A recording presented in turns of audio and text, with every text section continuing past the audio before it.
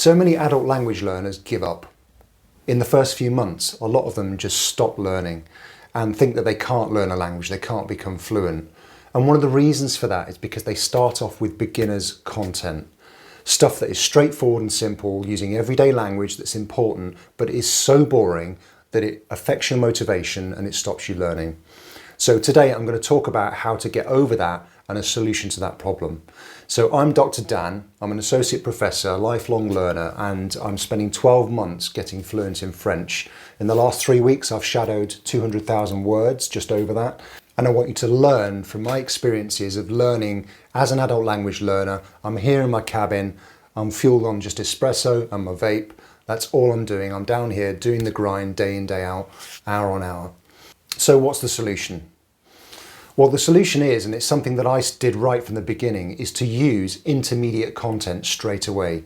So content like podcasts. And the reason for that is because most of this material is in a variety of really interesting subjects, and it has to be interesting to you. The difficulty with learning from intermediate materials on quite interesting but quite abstract topics is that you don't get the vocabulary that you would get from learning simple beginner content that allows you to operate in the world. So you don't get the nouns, the names of things like plate, cup, car, washing machine, all the things that you need to be able to operate in the world when you go out and use your language, particularly if you're going to the country, for example, you want to speak with native speakers, you want to be able to do and say things in the real world. It's hugely problematic if you haven't got that vocabulary.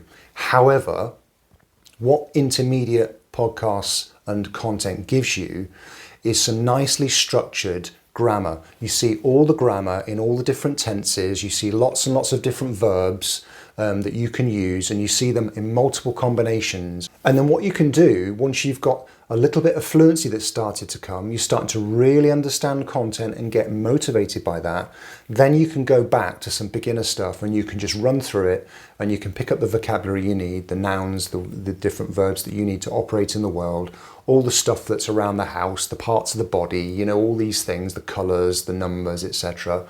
And you can plug those in afterwards. But the point is that you need to build that routine and that habit right at the beginning, and doing beginner content as an adult just won't cut it, in my view, in my experience. If I'd have started on beginner's content for this 200,000 words that I'd have shadowed, I would have literally been bored out of my brain. It would have been as dull as ditch water. Go straight to the intermediate and I think you'll be pleased with the results.